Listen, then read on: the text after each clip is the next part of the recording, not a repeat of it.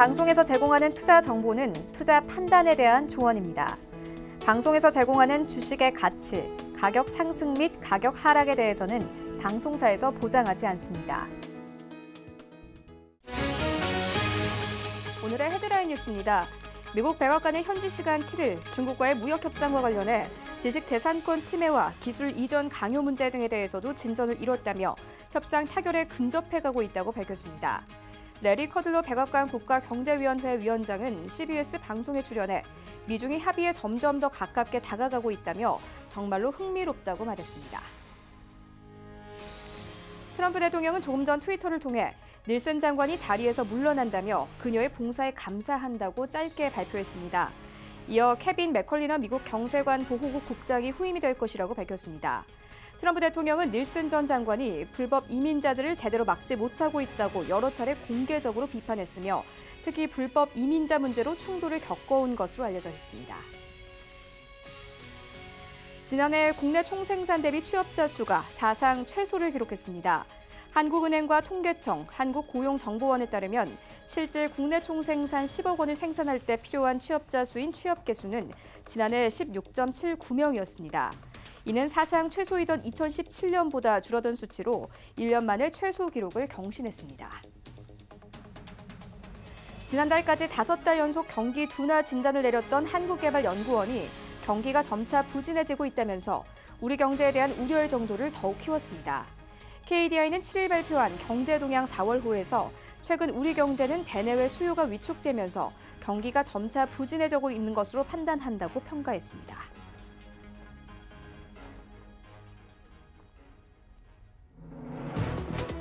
시청자 여러분 안녕하십니까? 출발 증시와이드 1부 시작합니다. 최윤입니다.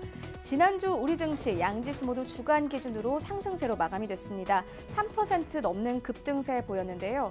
코스피는 2200선에서 종가를 형성했고 코스닥도 마찬가지로 750선까지 오르면서 종가 형성했습니다. 하지만 기업 실적이 하향 조정되면서 여전히 시장의 불안감은 여전한 상황입니다. 이런 가운데 뉴욕 증시 3대 지수도 주간 기준으로 모두 상승 마감을 했는데요.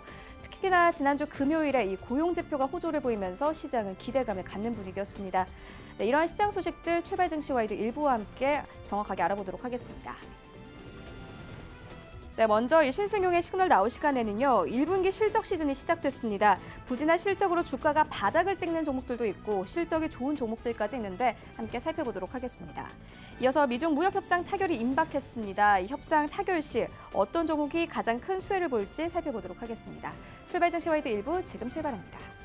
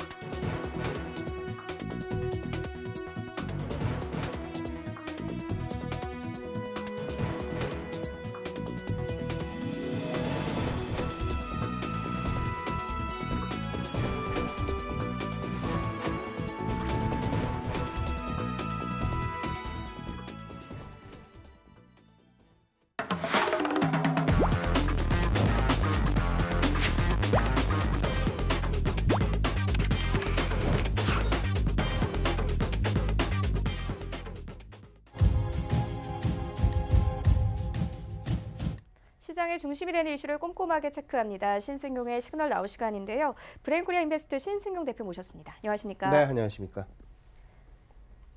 네, 먼저 오늘의 이슈 살펴보고 오도록 하겠습니다. 네, 지난주 주간 기준으로 상승했던 코스피와 코스닥, 지난주 시장 정리하고 이번 주까지 함께 전망해 보도록 하겠습니다. 1분기 실적 시즌이 시작됐습니다. 어떤 부분들을 눈여겨봐야 할지 관전 포인트 짚습니다. 미중 무역 분쟁 해결이 임박했습니다. 해결됐을 때 가장 크게 수혜를 볼 업종 살펴보도록 하겠습니다. 4월에 미국이 환율 조작국을 발표합니다. 시장에는 어떤 영향 줄지 살펴보도록 하겠습니다.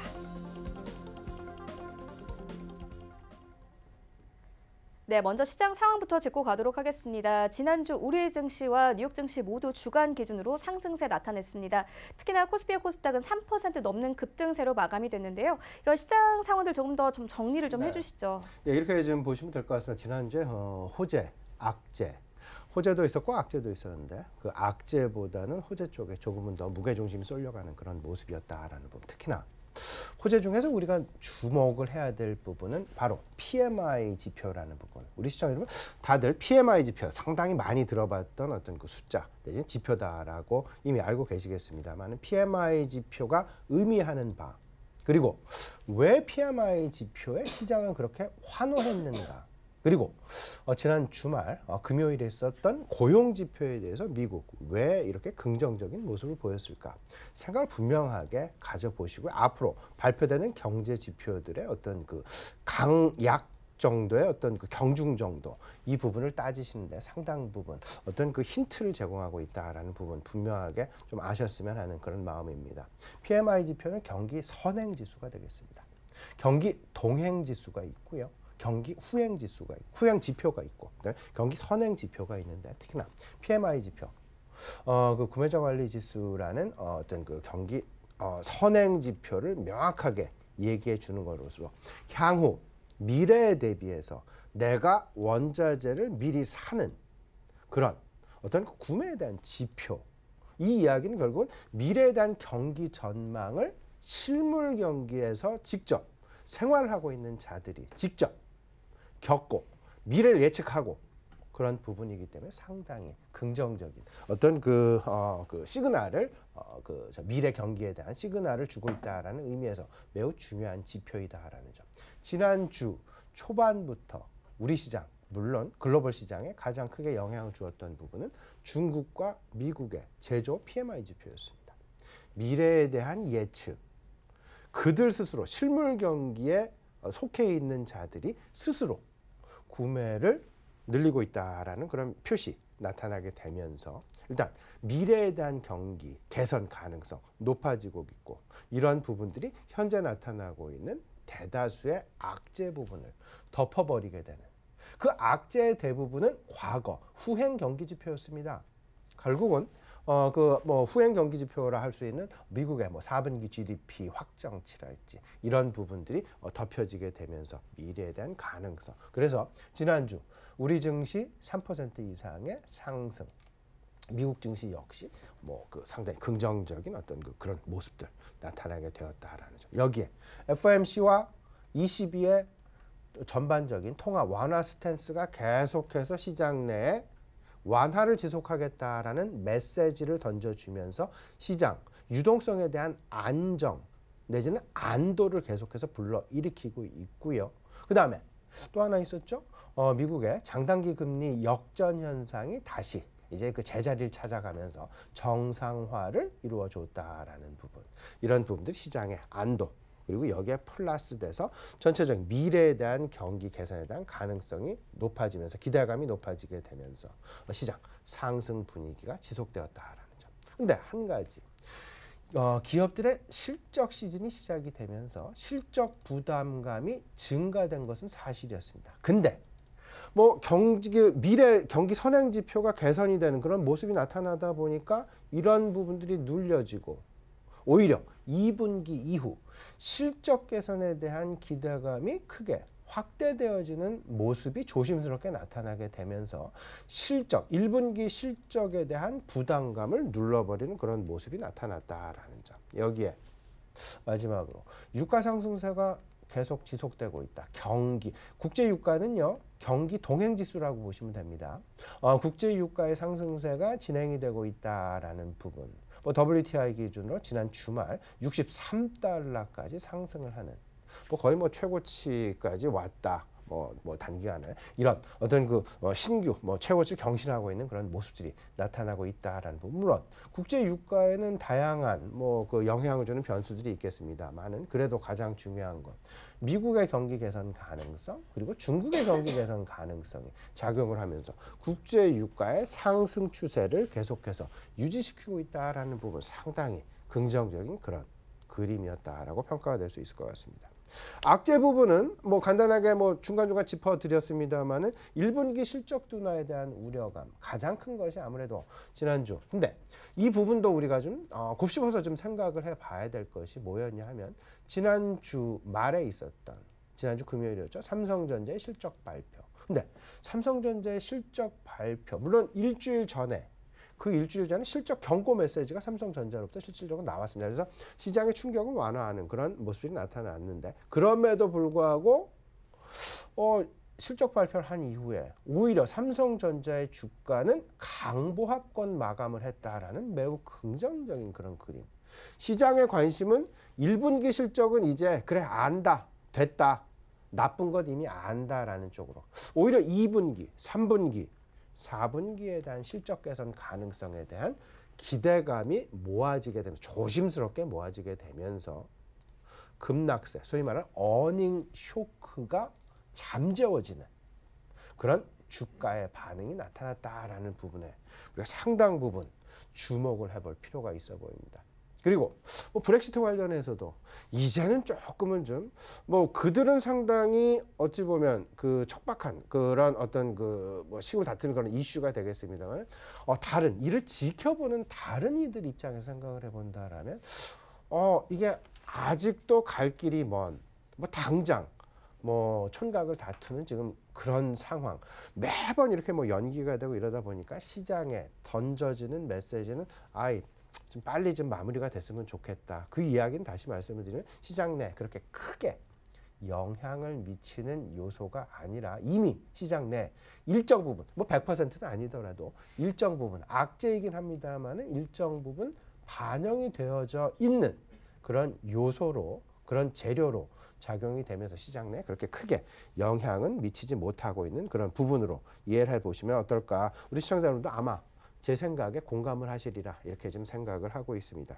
근데 이런 생각을 좀 해봐야 되겠죠. 지난주에 이어서 과연 이번 주에 그러면 지난주에 호재와 악재를 정리를 해봤는데 이번 주에 지난주에 호재와 악재들 어느 부분은 사라지고 어느 부분은 더 부각되는 그리고 새롭게 출현되는 재료들이 분명히 있을 것입니다. 이번 주 관심이 증가될 만한 재료 생각을 좀 해본다라면 미국과 중국 간의 무역 협상, 트럼프 대통령이 지난주에도 이런 얘기를 했습니다. 4주 이번 무역 협상이 잘 진행이 된다라면 4주 이내에 4주 후에는 아마 그 결과 어떤 결과가 나왔는지 본인은 기대를 하고 있고 이 부분 이제 얼마 남지 않았다라는 이야기를 계속해서 우리한테 메시지를 던져주는 것 같고요. 1분기 실적 시즌이 이제 진행이 되죠. 그러면 과연 그동안 있었던 낮춰져 왔었던 눈높이 이를 확인하는 그런 과정 속에서 낮아진 눈높이가 너무 과다하게 낮아진 것은 아닌지라는 그런 확인이 나타나게 된다면 주가는 오히려 반등하게 되는 그런 모습이 나타나게 될 것이고 그동안 낮춰왔던 눈높이가 조금 그들의 실질적인 실적보다 지금 덜 눈높이가 낮아졌다라면 다시금 그 부분에 맞춰지게 되는 실적 발표 수준에 맞춰지게 되는 주가의 수준으로 조금 좀 어닝에 대한 쇼크가 나타날 가능성도 있을 수 있을 것이고 이런 부분들은 결국에는 밸류에이션이라는 부분으로 모아지게 될 것이다라는 점. 이 밸류에이션 부담이 될 수도 있고 오히려 기대가 될 수도 있습니다. 밸류에이션으로 잣대가 모아지게 된다. 집중이 될 수밖에 없다라는 부분 꼭 좀 생각을 해보시고요. 이번 주에 이제 연준의 의사록 발표가 있죠. 3월 의사록 발표 그 부분 우리가 좀 집중을 해봐야 될 것 같은데 과연 현재의 경기에 대한 그들의 판단 그리고 그들이 향후 어떤 정책의 변화가 있을지 없을지 여부를 판단할 수 있는 매우 중요한 어떤 힌트가 될 것이다라는 부분 그리고 10일 22 통화정책회 회의가 있습니다. 근데 이 부분과 관련해서는 브렉시트와도 사실상 그 연결이 되어 있는 그런 그림이다라고 큰 그림 속에서 보셔야 될 것 같고요. 이번 주는 아니겠습니다만 이번 주 후반으로 갈수록 아마도 미국의 환율 보고서 발표에 시장 다소간 조금 좀 긴장 여부, 어떤 그림을 그릴까 좀 관망 양상을 변할 수도 있을 수 있다. 왜냐하면 4월 15일 정도가 될 것 같습니다. 다음 주 월요일이 될 것 같은데요. 앞으로 일주일 후 미국에서는 매년 2차례 발표되는 환율 보고서 발표가 있습니다. 과연 이번에도 환율 보고서의 어떤 그 관찰 대상국에 그대로 잔류를 하게 될 것이냐, 아니면 여기서 제외가 될 것이냐, 아니면 조금 더 심각하게 나아가서 오히려 환율 조작국으로 지정이 될 것이냐라는 그 갈림길에 서 있다라는 부분, 이 부분 상당히 우리가 좀 관심을 가져야 될 부분이 아닌가 말씀을 좀 드려보고요. 이번 주에도 역시 G2, 미국과 중국의 경제 지표, 이번 주에 발표되는 지표들은 대다수가 경기 동행 지수가 되겠습니다. 지난주에 있었던 경기 선행 지수와는 다르게 그 이야기는 무슨 말씀이냐면요. 경기를 지금 현재 판단하는 그런 어떤 그 지표들이라는 점. 그렇기 때문에 기대감보다는 현실 그리고 과거에 상당 부분 옥죄게 되는. 근데 설사 경제 지표가 좀 나쁘게 나온다, 시장 전망치보다 나쁘게 나온다 하더라도 시장 방향성에 그렇게 크게 영향을 미칠 가능성은 좀 제한적이지 않겠느냐 말씀을 좀 드려봅니다. 이번 주에 나올 이벤트를 날짜별로 좀 정리를 해보면요. 뭐 월화 정도는 그냥 넘어가지 않을까 생각이 되고요. 수요일 미국의 이제 소비자 물가 지수, 그러니까 물가 지표, FOMC의 통화 결정에 영향을 준 두 가지 중에 하나죠. 물가 지수와 고용이 그 두 가지인데, 고용은 지난주에 발표가 됐고요. 이번 주 이제 소비자 물가 지수 발표가 된다라는 점. 그리고 3월 앞서서 말씀을 드렸던 FOMC 회의록, 과연 현재 경기를 어떻게 판단하고 있느냐. 그리고 초미의 관심사죠, 사실상. 델타 항공, 보잉 737 맥스의 어떤 그 추락 사고와 맞물리게 되면서 델타 항공의 주가 10일에 이제 그 실적 발표를 하게 되면서 어떤 움직임이 나타날지, 이와 관련해서는 사실상 우리나라에 지금 상장이 되어 있는 델타 항공 내지는 뭐 에어버스에 일단 부품을 납품하고 있는 몇몇 회사들이 있습니다. 이 회사들의 주가에 상당 부분 영향을 미칠 가능성도 있다라는 부분, 델타항공 실적 발표 한번 관심을 가져보시면 어떨까 생각이 들고요. 11일이 되겠습니다. 미국의 이제 그 생산자 PPI가 이제 물가지수가 발표가 되고요. 그다음에 우리나라 문재인 대통령과 트럼프 대통령의 정상회담 예정이 되어 있다라는 점. 이와 관련해서는 남북 경협주들에 대한 방향성이 다시금 결정될 수 있는 그런 어떤 그 방향타 역할을 할 가능성이 있으니 이 부분 역시 좀 관심을 가지시면 어떨까 싶고요.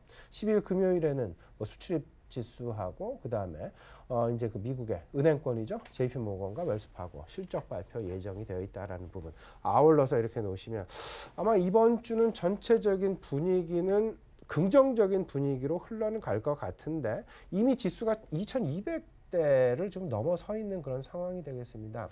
조금 좀 지수가 박스권에 있어서의 좀 상단에 위치해 놓고 있다라는 점 생각을 해본다라면, 물론 우상향의 어떤 그 그림, 그런 가능성은 상당히 높지만, 그렇다라고 지난주에 있었던 뭐 3% 이상의 어떤 그 급등 양상은 조금 좀 제한적이지 않을까. 그러면서 전체적인 박스권의 조용한 흐름, 이 속에서 여전히 저평가주 찾기, 실적 시즌이 진행되니까요. 저평가주 찾기와 아마도 고성장 그 기술주들에 대한 빠른 순환매 양상 여전히 좀 진행되지 않을까, 이렇게 좀 생각이 되고 있습니다.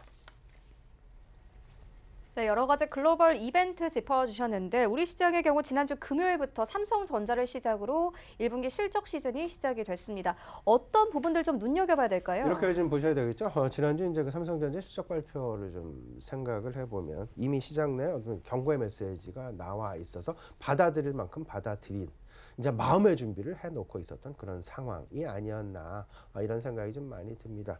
실질적으로. 근데 이제 그 시장에서는 오히려 그런 이야기들이 솔솔 이제 기대감들이 나오고 있는데, 결국은 미국도 그렇고 중국도 그렇고 지난주에 특히나 그 PMI 지표가 긍정적으로 나오게 되면서 향후 경기 개선에 대한 기대감이 조금 높아지고 있다라는 점. 그러다 보니까 이번에 1분기 실적에 대한 발표가 기대 이하다 하더라도 눌림보다는 오히려 2분기 이후 언제가 될지는 모르지만 2분기가 될지 3분기가 될지 그 부분은 모르겠지만 실적 바닥론이 계속해서 커지고 있다라는 점, 기대감이 그만큼 커지고 있다라는 거죠. 그렇기 때문에 일단 하지만 실적에 대한 바닥에 대한 확인은 아직 못했습니다. 이 부분을 곰곰이 생각을 해보시면요, 결국은 실적 시즌이 진행되어 가면서 관련 기업들의 주가 이 부분은 급등락은 다소간 좀 제한적이지 않겠느냐. 오히려 조금은 더 좀 과거보다는 좀 조용한 그런 실적 시즌이 진행될 가능성이 높게 될 것이다 라는 점. 그렇기 때문에 1분기 실적은 상당 부분 부정적이고 근데 기대감은 커지고 있고 이게 이제 적절하게 서로 간에 상쇄를 시키게 되면서 주가의 변동성은 크게 나타날 가능성은 좀 작지 않겠느냐. 그렇게 되면서 동시에 우리 이 부분도 생각을 해 보셔야 됩니다. 미국에서도 동시에 실적 시즌이 진행되고 있다라는 점. 미국에서의 실적 시즌을 우리가 왜 주목을 하냐 하면요, 결국은 업종 간 동조화 현상이 나타날까 안 나타날까를 보기 위해서 미국의 실적 시즌에 우리가 주목을 하는 것입니다. 항공산업, 이번 주 발표되는 보잉이랄지 JP모건, 웰스파고, 항공산업이랄지 금융산업, 이 부분이 과연 우리 시장에 그들의 실적과 우리 시장의 실적하고는 뭐 상관이 그렇게 크지는 않겠죠. 하지만 같은 업종 간 실적 동조화 현상, 이에 대한 힌트를 찾고자 하는 그런 의미. 미국도 마찬가지가 되죠. 실적에 대한 기대감이 크지 않습니다. 이미 낮아질 만큼 낮아졌습니다. 오히려 하지만 경기 개선에 대한 기대감이 반영이 되면서 실적은 좋지 않고 경기 개선에 대한 기대감은 있지만 그게 언제 될지는 모르기 때문에 상승 모멘텀도 작용을 하지 않고 하락하는 변동성도 그렇게 크지 않게 되는 조용한 실적 시즌 가능성이 있지 않겠느냐. 이렇게 좀 말씀을 좀 드려보고요. 오히려 시장은 밸류에이션 중심으로 다시금 재편될 가능성이 높겠다. 이 부분 좀 생각을 해보셔야 되겠죠. 주가가 향후에 기대감 때문에 변동성이 그렇게 크지 않게 나타났습니다. 이미 삼성전자가 대표적입니다. 삼성전자 실적 부진을 발표했음에도 불구하고 삼성전자의 주가는 오히려 발표 당일 100원 상승하는 그런 모습을 보여줬다라는 점.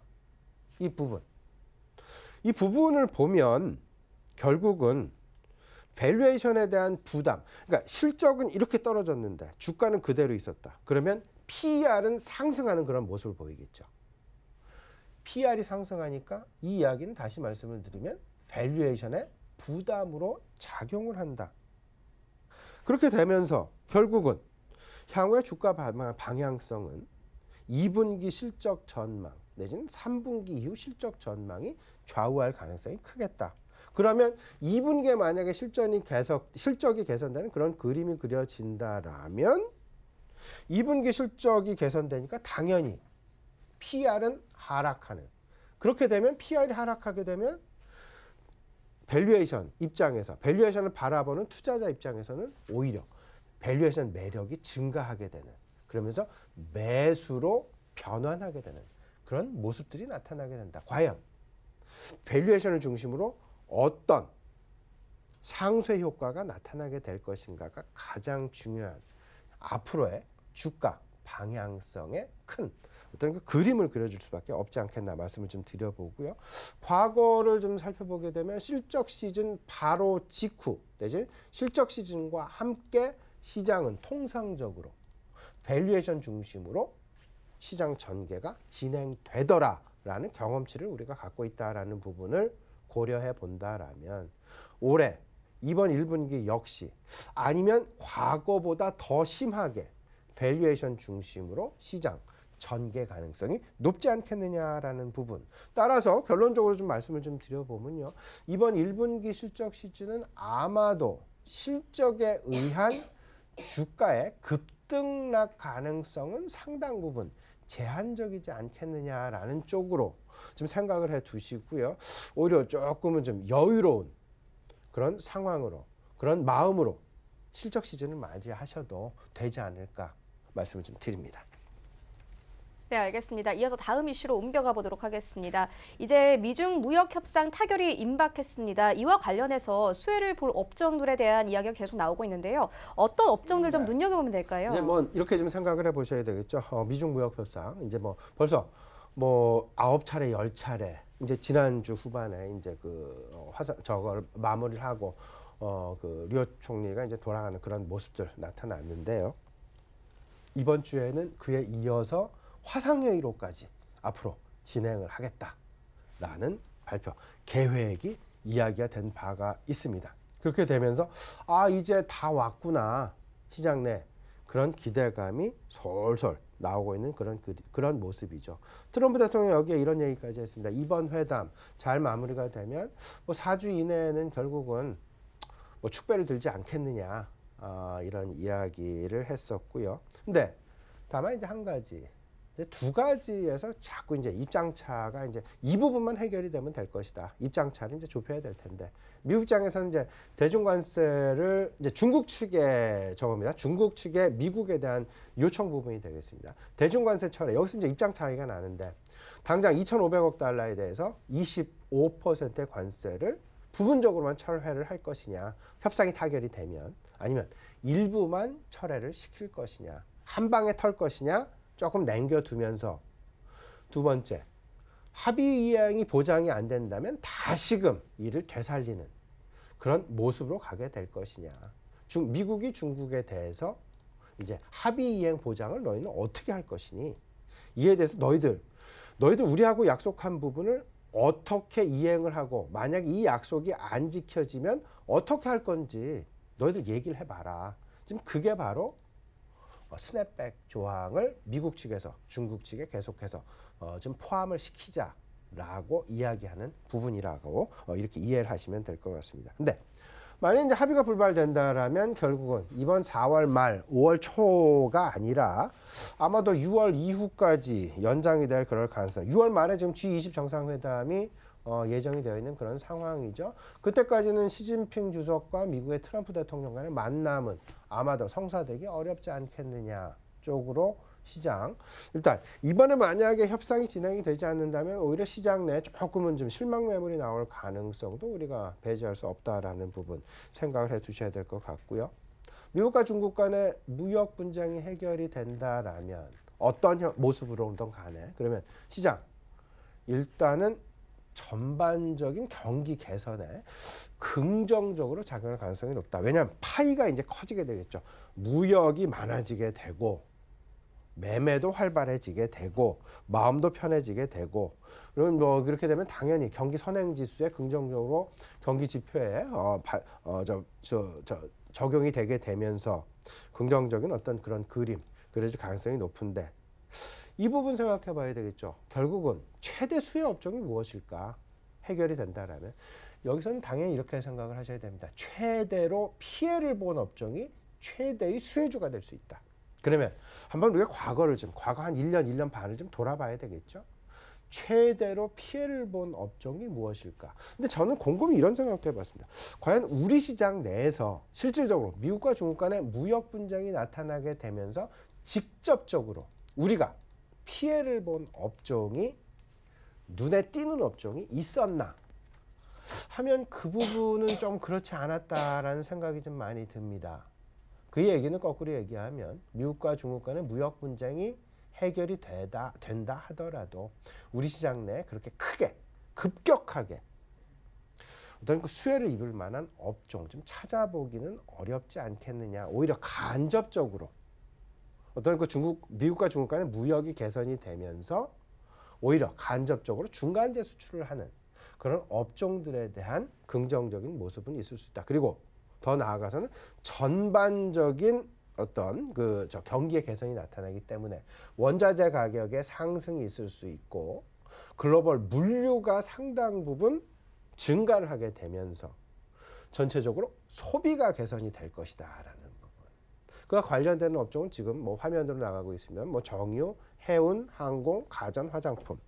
근데 이 부분을 좀 생각을 해보셔야 됩니다.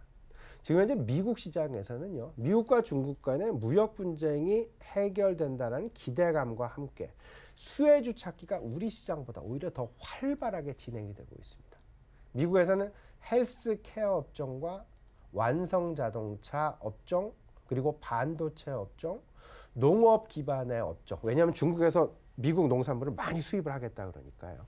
그리고 관세 인상에 따른 피해 업종. 미국 내에서 대중국 수출품, 그러니까 중국에서 미국으로 수출한 품목에 대한 관세를 올리다 보니까 중국산 품목을 수입해서 쓰는 그런 업종들, 뭐 오토존이랄지 자동차 부품입니다. 코카콜라랄지 캐터필러 등 이런 부분은 관세가 철폐되니까 원가 절감이 나타나게 되겠죠. 그에 대한 피해가 고스란히 다시금 수익으로 나타날 수 있다라는 부분으로 지금 이해를 하시면 될 것 같고요. 미국 증시내에 상장된 중국 기업들 역시 수혜 기업 중에 하나다. 근데 이 부분 분명하게 생각을 해보셔야 됩니다. 미국의 최대 수혜 업종이다라고 과연 완성 자동차 메이커인 GM과 포드, 다이밀러가 있는데 이에 대한 우리 기업, 현대차, 기아차가 과연 수익을 볼까? 미국의 마이크론과 퀄컴, 인텔, 브로드컴 등이 있는데 그들이 수혜를 본다고 우리나라의 삼성전자와 SK하이닉스가 수익을 볼 수 있을까? 오히려 미국에서 긍정적으로 지금 최대 수혜 업종이라고 얘기하고 있는 기업들, 업종들은요, 오히려 미국과 중국 간의 무역 분쟁이 해결되면 그들, 미국 업체들에 있어서의 긍정적인 모습이지.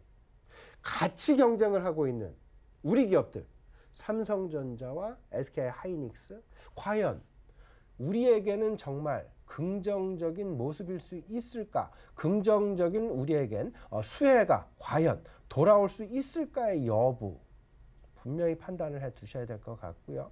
미국의 자동차가 중국에 많이 수출된다. 그러면 중국 시장을 그만큼 우리도 뺏긴다라는 쪽으로 이해를 하셔야 될 것 같고, 그러면 과연 미국과 중국 간의 무역 분쟁이 해결이 된다라면 전체적인 글로벌 시장 내에서의 어떤 파이가 커지게 되는 그런 그림, 그런 수익, 그런 수혜는 우리가 볼 수 있지만 중국이라는 시장 속에서 우리는 오히려 미국한테, 미국의 제조업체들한테, 미국의 수출업체들한테 우리가 그동안 가지고 있었던 중국 시장을 뺏길 가능성도 있을 수 있다라는 점, 이 부분 분명하게 염두를 좀 해 두셔야 될 것 같습니다. 네, 이어서 다음 이슈로 옮겨가 보도록 하겠습니다. 오는 15일에 미국의 환율 보고서가 발표가 됩니다. 우리나라를 포함한 관련국들에게 긴장감을 주고 있는 상황인데요. 시장 변동성도 좀 커질 것 같습니다. 이 부분도 좀 주목을 해 두셔야 될 것, 매우 중요한 이슈 중에 하나입니다. 1년에 두 차례 이제 그 환율 보고서 미국 재무부에서 발표를 하죠. 4월과 10월. 올해는 이제 그 4월 15일 정도, 다음 주 월요일 정도 발표 예정에 있다라는 부분으로 미리 지금 스케줄 체크 좀 해놓으실 필요가 있어 보이고요. 아마도 이번 주 후반부터 이런 부분들이 시장에 조금씩 긍정적일 수도 있고 부정적일 수도 있고 영향을 미칠 수 있다라는 점. 근데 그나마 다행인 부분은요, 작년 10월에 발표됐던 우리들이 가졌던 조건과는 조금 좀 개선되어지는 그런 조건. 지난 10월에는 세 가지 조건이 있었습니다. 세 가지 조건 중에 두 가지가 우리에게 해당되는 그런 모습이고요.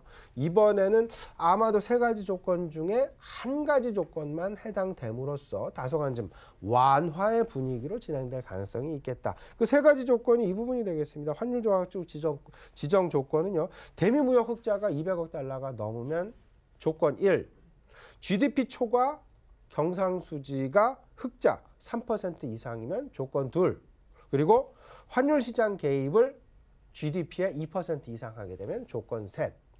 근데 지난 10월에는요, 세 가지 중에 두 가지 조건 해당이 됐죠. GDP 3% 초과 경상수지 흑자 하나 하고요. 대미 무역 흑자 200억 달러를 넘어서는 그런 모습.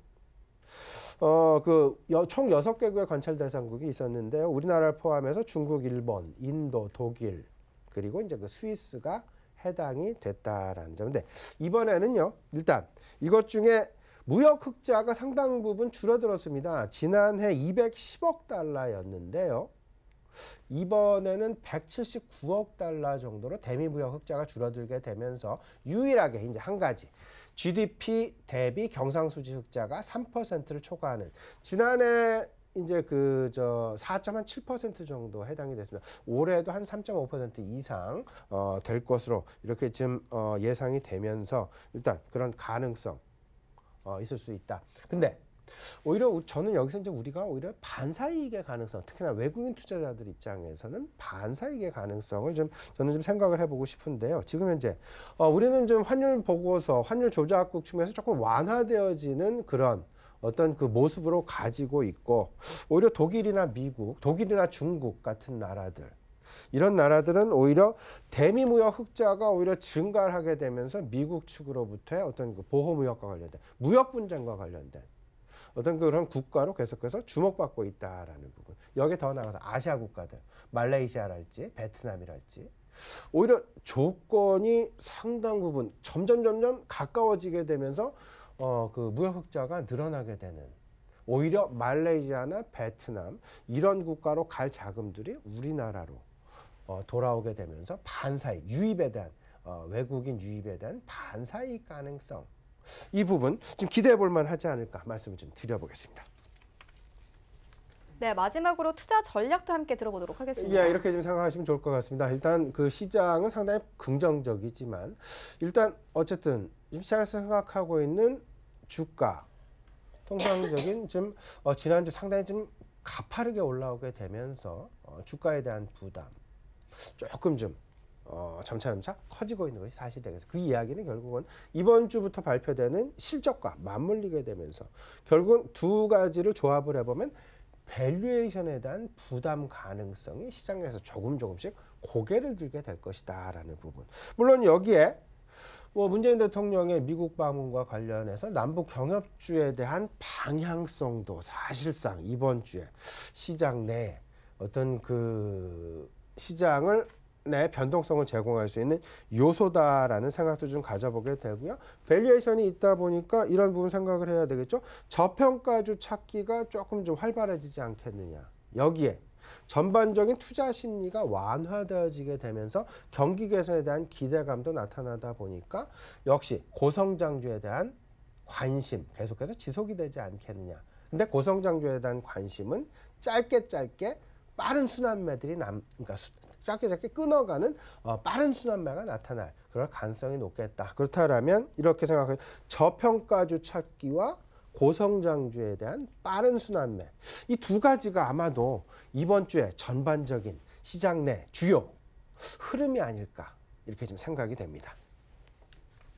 네, 알겠습니다. 지금까지 브레인코리아 인베스트 신승용 대표와 함께했습니다. 고맙습니다.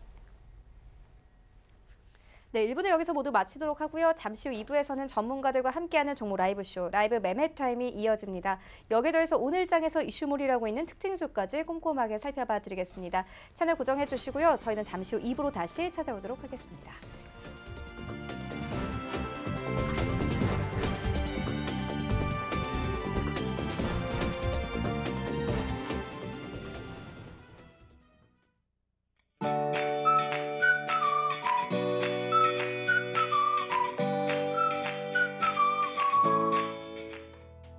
안녕하세요. K웨더 라이프스타일 예보 발표합니다.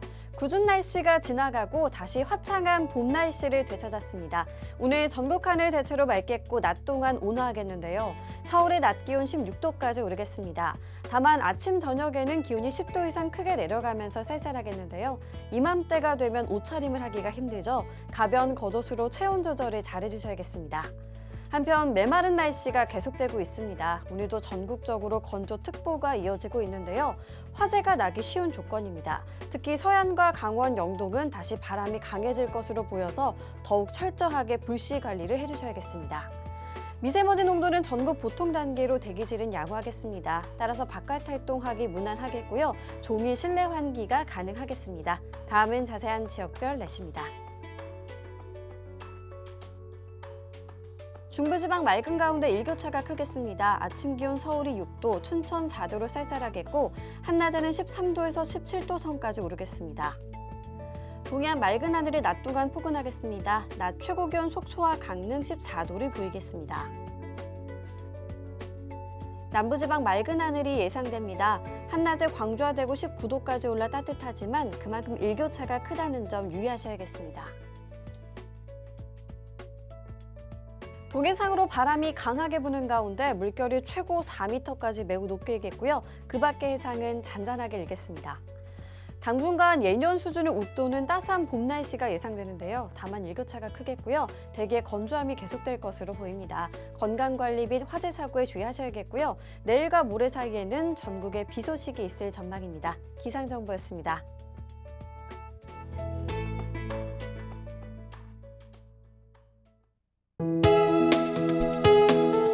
본 방송에서 제공하는 투자 정보는 투자 판단에 대한 조언입니다.